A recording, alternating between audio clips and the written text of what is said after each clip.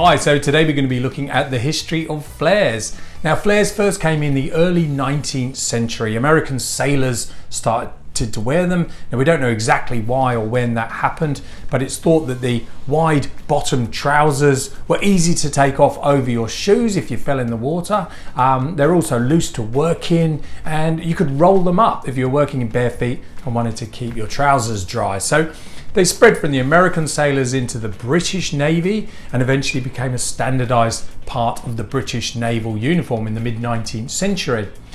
As a fashion item, they started to appear in the 1920s. You would see film stars and in magazines, particularly ladies wearing some flares.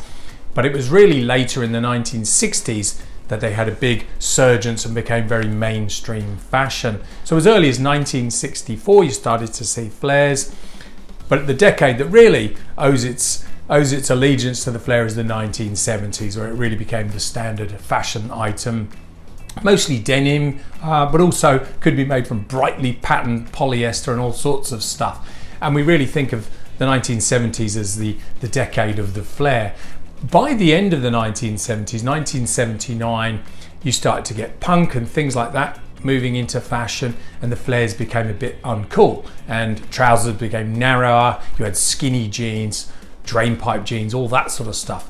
So through the 1980s, flares are a bit uncool. They were associated with the decade earlier. At the end of the 1980s, around 1989, you start to get psychedelic music coming back, 1970s influences, which you could see.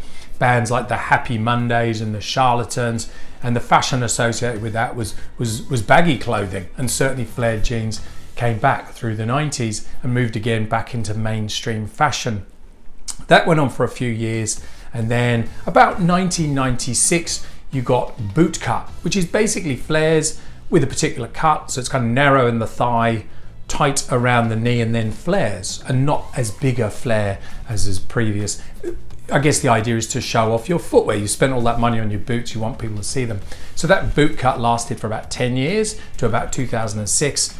And then as quickly as it arrived, it went away, really went out of fashion. And we went again back into that narrower clothing, okay? And you may remember Mad Men, that series came out 2007, and went back into skinny ties and skinny trousers, and everything's very narrow. So flares have gone, and we went with that fashion for a while. Now flares are making another comeback. You'll see them out on the streets now.